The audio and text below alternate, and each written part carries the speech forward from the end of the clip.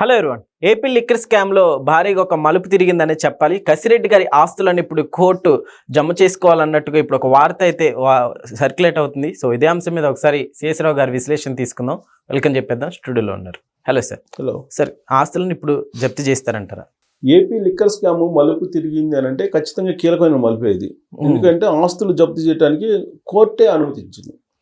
యాక్చువల్గా ఆంధ్రప్రదేశ్ ప్రభుత్వం GO 11, GO 126 ఈ రెండు జీవోల ద్వారా కసిరెడ్డి రాజశేఖర్ రెడ్డి, కసిరెడ్డి రాజిరెడ్డి అలియాస్ సో ఆయన ఆస్తులు జప్తు చేయమని చెప్పి జీవోలు ఇచ్చింది. ఓకే. ఆయన లిక్కర్ స్కామ్లో A1గా ఉన్నాడు. ఆయనతో పాటు అనేక మంది అరెస్ట్ అయ్యారు. కానీ ఆయన నాకు ఏ పాపం తెలియదు, ఇప్పుడు ఆయన ఫామ్ హౌస్లో 13 కోట్లు ఏమో దొరికినాయి, అవి నాకు కాదు అని చెప్పారు. దాని మీద వైఎస్ఆర్ కాంగ్రెస్ పార్టీకి సంబంధించిన సోషల్ మీడియా కూడా ట్రోల్ చేసింది. దాంట్లో 2000 రూపాయల నోట్లు ఉన్నాయి కాబట్టి ఆయన ఫామ్ హౌస్లో నోట్లని మీరు ఎలా నిరూపిస్తారు, అవి పాత నోట్లని రకరకాలుగా వాళ్ళు చేశారు. కానీ సిఐడి, ఆంధ్రప్రదేశ్ సిఐడి సిట్ చాలా క్లియర్గా విచారణ చేసి పక్కా ఆధారాలతోటి షార్ట్ షీట్ కూడా వేసింది. రాజకేష్ రెడ్డికి సంబంధించినటువంటి ఆస్తుల్ని జప్తు చేసుకోమని చెప్పి ఆంధ్రప్రదేశ్ ప్రభుత్వం పర్మిషన్ ఇచ్చింది. సో మీరు అనుమతి ఇవ్వండి అని చెప్పేసి కోర్టులో పిటిషన్ వేశారు. పిటిషన్ వేస్తే దాని మీద వాద ప్రతివాదనలు జరిగిన తర్వాత, అన్ని రకాల వాదనలు విన్న తర్వాత ఆంధ్రప్రదేశ్ ప్రభుత్వం ఏవైతే జీవోలు జారీ చేసిందో ఆ జీవోల ప్రకారం రాజకేష్ రెడ్డి ఆస్తులను జప్తు చేసుకోండి అని చెప్పి కోర్టు కూడా చెప్పింది. సిఐడి కోర్టు చెప్పింది, ACB and CID court. Okay. So చెప్పడం తోటి ఇప్పుడు ఉత్తర్వులు వచ్చాయి, కోర్టు ఉత్తర్వులు వచ్చిన తర్వాత ఇమీడియట్గా సిఐడి కానీ ఏసీబీ కానీ ఏం చేయాలి, వాళ్ళ ఆస్తులను జప్తు చేయాలి. ఇప్పుడు రంగంలో దిగింది ఏసీబీ అలాగే సిఐడి రెండు, ఆంధ్రప్రదేశ్ సిట్ రంగంలో దిగి హైదరాబాద్లో ఉండేటువంటి ఆయన భూముల్ని అలాగే దొరికినటువంటి నగదును మొత్తాన్ని అన్నింటినీ, అలా ఆస్తుల్ని, బంధువుల ఆస్తుల్ని, బినామీ ఆస్తుల్ని, వీటన్నిటిని కూడా సీజ్ చేయడానికి కోర్టు అనుమతించింది కాబట్టి సీజ్ చేయడానికి రంగంలో దిగారు. ఎక్కడెక్కడ ఆస్తులు ఆయనకు ఉన్నాయి రాజకేష్ రెడ్డికి అని అంటే, ఈయన లిక్కర్ స్కామ్ తోటి సంపాదించిన డబ్బుతోటి ఈయన ఎక్కడెక్కడ భూములు కొన్నారో అది ఐడెంటిఫై చేసింది సిఐడి. చేసి ఆయన ఆస్తుల్ని ఎక్కడెక్కడ, రంగారెడ్డి జిల్లా, ఇక్కడ హైదరాబాద్లో రంగారెడ్డి జిల్లా షాబాద్ మండలం దామెరపల్లె, మాచన్పల్లి గ్రామాల పరిధిలో రాజకేష్ రెడ్డి తన పేరు మీద 21 ఎకరాల 6 సెంట్లు భూమిని కొనుగోలు చేశాడు. డాక్యుమెంట్ల ద్వారా దీన్ని గుర్తించారు. అదేదో వేగ్గా కాదు, డాక్యుమెంట్ల ద్వారానే గుర్తించారు. ఓకే. అసలు ఎంత నగదు ఎప్పుడు వచ్చింది, లిక్కర్ స్కామ్కి సంబంధించిన డబ్బు ఎప్పుడు ఎంత వచ్చింది, ఇతను ఎక్కడెక్కడ కొన్నాడు అనేది డాక్యుమెంట్స్ ద్వారా తెలుసుకున్న తర్వాతనే వీటిని జప్తు చేస్తున్నారు. అలాగే అదే ప్రాంతంలో రాజకేష్ రెడ్డి వాళ్ళ మదరు సుభాష్ని, కేశిరెడ్డి సుభాష్ని పేరు మీద మరొక 3 ఎకరాల 14 సెంట్లు వ్యవసాయ భూమి ఉంటే అది ఈ లిక్కర్ స్కామ్ డబ్బులతోటి కొన్ని ఆమె పేరు మీద పెట్టినట్టు సిఐడి వాళ్ళు తేల్చారు. దాన్ని సీజ్ చేయబోతున్నారు. అలాగే మొత్తం టోటల్గా ఆయన పేరు పైన ఉన్న భూమి కానీ ఆయన మదర్ పేరు పైన ఉన్నటువంటి భూమి కానీ మొత్తం 30 ఎకరాల 20 సెంట్లు భూమిని జప్తు చేసేందుకు సిఐడి ఇప్పుడు రంగం సిద్ధం చేసింది. అధికారులు రంగంలో దిగారు. ఓకే. వీటితో పాటు రంగారెడ్డి జిల్లా శేర్లింగంపల్లి పరిధిలో గచ్చిబౌలిలో 1 ఎకరా 46 సెంట్లు, గచ్చిబౌలిలో 1 ఎకరా 46 సెంట్లు అంటే ఎన్ని కోట్లు ఇప్పుడు. సో అన్ని విలువైనటువంటి ఇంకొక 326 గజాలు స్థలం, ఇంటి స్థలం, 1 ఎకరా 46 కోట్ల విలువైనటువంటి 326 గజాల స్థలాన్ని ఈ లిక్కర్ డబ్బుతో కొన్నట్టు సిఐడి వాళ్ళు తేల్చారు. గచ్చిబౌలిలో ఉన్న దాన్ని. ఓకే. అయితే ఇప్పుడు ఇవన్నీ ఇచ్చేస్తారా సార్, రిటర్న్ జప్తు అయితే చేస్తున్నారు. ఆల్రెడీ ఆధారాలు అయితే ప్రొడ్యూస్ చేశారు సిఐడి వాళ్ళు.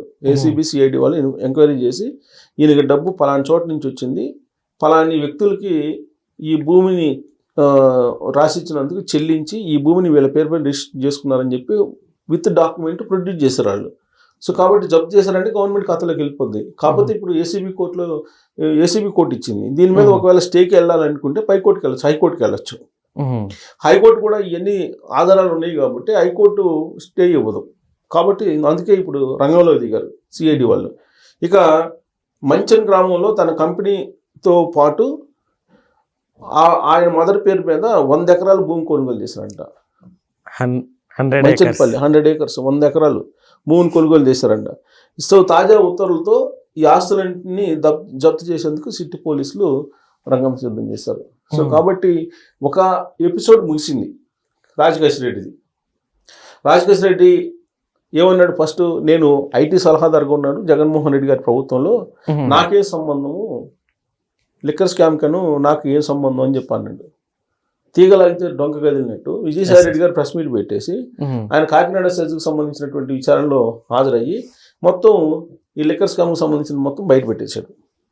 బయట పెడితే రాజకేశ్ రెడ్డిని అదుపులోకి తీసుకొని విచారిస్తే మొత్తం వ్యవహారం బయటపడింది. దీని అందరికీ సూత్రధారి ఎవరు అంటే, పాత్రధారి ఎవరంటే రాజకేశ్ రెడ్డి. మరి ఈయన ఎవరు చెప్తే చేశారు, ఇవన్నీ కూడా వస్తాయి రాబోయే రోజుల్లో. కాకపోతే ప్రస్తుతం ఈయన అక్రమంగా సంపాదించిన డబ్బు ఈయన పర్సనల్గా, ఇప్పుడు అది పోయింది దాదాపు 30,000 కోట్లు 40,000 కోట్లు అంటున్నారు, కాదే 3,500 కోట్లు అని చెప్పి మళ్ళీ ఇప్పుడు దర్యాప్తు సంస్థలు అంటున్నారు. సార్ ఇతను ఒక్క దగ్గర ఇంత మనం కౌంట్ చేస్తే ఇంకా మిగతా వాళ్ళ దగ్గర ఎంత ఉంటుంది? ఇతను తమాషా ఏంటంటే ఇతను తట్టేసిన డబ్బులు ఇవి. ఇది ఈ పంపకాలు ఎవరి కోళ్ళకి పోతాయి కదా, ఈ అవినీతి సొమ్ము అంతా ఎవరి కోళ్ళకే పోతాయి. ఇప్పుడు దర్యాప్తు సంస్థలు చెప్పింది ఏంది 3,500 కోట్లు అని, చంద్రబాబు గారు చెప్పింది ఏంది 30,000 కోట్లు అని చెప్పి పవర్ పాయింట్ ప్రజెంటేషన్ చేశారు ఆయన. సరే 3,500 కోట్లు సుమారుగా అవినీతి జరిగింది అని చెప్పి దర్యాప్తు సంస్థలు చెప్తున్నాయి. ఈ 3,500 కోట్లు ఎవరెవరికి ఎంత వెళ్ళింది అనేది తేలాలి కదా ఫస్ట్. ఇప్పుడు విదేశాలకు పంపించింది కొంత ఉంది, బంగారం కొనింది కొంత ఉంది, తర్వాత మైనింగ్ పెట్టి ఆస్ట్రేలియాలో పోయి మైనింగ్ పెట్టింది కొంత ఉంది. ఇదంతా ఎవరెవరి ద్వారా ఎవరికి వెళ్ళింది. దుబాయ్లో కొంత పెట్టారు వ్యాపారం, దుబాయ్లో రియల్ ఎస్టేట్ కొంత పెట్టారని చెప్పి తెలుస్తుంది. ఇప్పుడు దాని తాలూకు మొత్తం ఇప్పుడు ఈ కేసులో దాదాపు 26 మంది 30 మంది ఉన్నారు. వీళ్ళల్లో అరెస్ట్ అయినటువంటి వాళ్ళు 14-15 మంది ఉన్నారు. ఇప్పుడు బాలాజీ గోవిందప్ప ఆడిటరు, భారతీ సిమెంట్స్కి పర్మనెంట్ ఆడిటరు, ఆయన అరెస్ట్ అయ్యి బెయిల్ మీద బయట ఉన్నాడు. ఇప్పుడు ఆయనతో పాటు ధనంజయ రెడ్డి అరెస్ట్ అయ్యాడు, ఆయన బయట ఉన్నాడు. తర్వాత కృష్ణమోహన్ రెడ్డి, జగన్మోహన్ రెడ్డి గారి పిఏ, ఆయన బయట ఉన్నాడు ఇప్పుడు బెయిల్ మీద. ఇప్పుడు శివరెడ్డి భాస్కర్ రెడ్డి ఉన్నాడు, శివరెడ్డి భాస్కర్ రెడ్డి జైల్లో ఉన్నాడు ప్రజెంట్. శివరెడ్డి భాస్కర్ రెడ్డితో పాటు ఇంకొక ఆయన పిఏగా ఉన్నటువంటి వాళ్ళు బయట లోపల ఉన్నారు. ఇప్పుడు నలుగురు జైల్లో ఉన్నారు. రాజకేశ్ రెడ్డి కూడా జైల్లో ఉన్నాడు. అసలు ఈ మొత్తం 3,500 కోట్లు జరిగిందని చెప్పి వాళ్ళు చెప్తున్నారు దర్యాప్తు సంస్థలు ప్రాథమికంగా. ఇది ఎవరెవరికి ఎంత పోయిందని తెలియాలి. ఇప్పుడు రాజకేశ్ రెడ్డిది 13 కోట్లు అక్కడ జరిగింది ఫామ్ హౌస్ లో. ఆ తర్వాత మొత్తం ఎంక్వైరీ చేస్తే కనుక ఈయన ఆస్తులన్నీ బయటపడ్డాయి. ఈయన వరకు జప్తు చేశారు ఆస్తుల్ని. మరి మిగతా వాళ్ళ ఆస్తుల పరిస్థితి ఏంటి? ఇప్పుడు చెవిరెడ్డి భాస్కర్ రెడ్డి నేను అసలు ముందేదాకా నాకే సంబంధం లిక్కర్ స్కామ్ తోటి అన్నాడు ఆయన. మరి ఆయనేమో మొత్తం హైదరాబాద్ నుంచి డంప్ని తాడేపల్లి నుంచి ఒంగోలుకి, ఒంగోలు నుంచి తిరుపతికి డబ్బుని తరలించడని చెప్పేసి ఆయన మీద సిఐడి వాళ్ళు కేసు నమోదు చేసి విచారిస్తున్న సందర్భంలో బయటపడినటువంటి అంశం. సార్ ఇప్పుడు సాక్ష్యాలతో ఇంత బయటపడింది కదా, సో జగన్మోహన్ రెడ్డి గారి రియాక్షన్ ఎలా అనుకోవచ్చు మనం? ఇప్పుడు జగన్మోహన్ రెడ్డి గారిని టచ్ చేస్తారా లేదా అని అంటే, ఇప్పుడు వీళ్ళు ఇచ్చినటువంటి వాంగ్మూలాన్ని బట్టి ఉంటుంది. ఇప్పుడు వీళ్ళు ఇచ్చినటువంటి వాంగ్మూలాన్ని బట్టి ఉంటుంది. ఇప్పుడు భారతీయ సిమెంట్ ద్వారా కొంత డబ్బులు వెళ్ళి విదేశాలకు అనేది కూడా కొన్ని ఆరోపణలు ఉన్నాయి కదా. అవన్నీ ఆన్ డాక్యుమెంట్ ఆన్ పేపర్ కనుక ప్రొడ్యూస్ చేసి వీళ్ళు కనుక నిరూపించగలిగితే ఆ జగన్మోహన్ రెడ్డి గారు కాదు ఎవరినైనా సరే అరెస్ట్ చేస్తారు. కానీ ఇప్పుడు వీళ్ళతో ఆన్ డాక్యుమెంట్ దొరుకుతుంది, వీళ్ళ ఆస్తులు జప్తు చేస్తున్నారు. ఇప్పుడు మీరు ఇక్కడ వరకు చూస్తే 100 ఎకరాల పొలం ఉంది, తర్వాత గచ్చిబౌలిలో స్థలం ఉంది, దీంతో పాటు ఫామ్ హౌస్లు కొన్ని ఉన్నాయి. ఇవన్నీ కలిపి మీకు లెక్కేస్తే ఇక్కడే మనకి దాదాపుగా ఒక 200-400 కోట్లు కనిపిస్తున్నాయి. మిగతా డబ్బు ఉంటుంది కదా, మిగతా డబ్బు ఎవరెవరి దగ్గర ఎలా పంచుకున్నారు ఇది తేల్చాలి. ఇది తేల్చాలంటే కనుక వాళ్ళ ఆస్తులు కూడా జప్తు చేయాలి కదా. ప్రస్తుతం అయితే రాజకేశ్ రెడ్డితో మాత్రం జప్తు చేశారు, మిగతా వాళ్ళ ఆస్తుల పరిస్థితి ఏంటి అనేది మనం చూడాలి.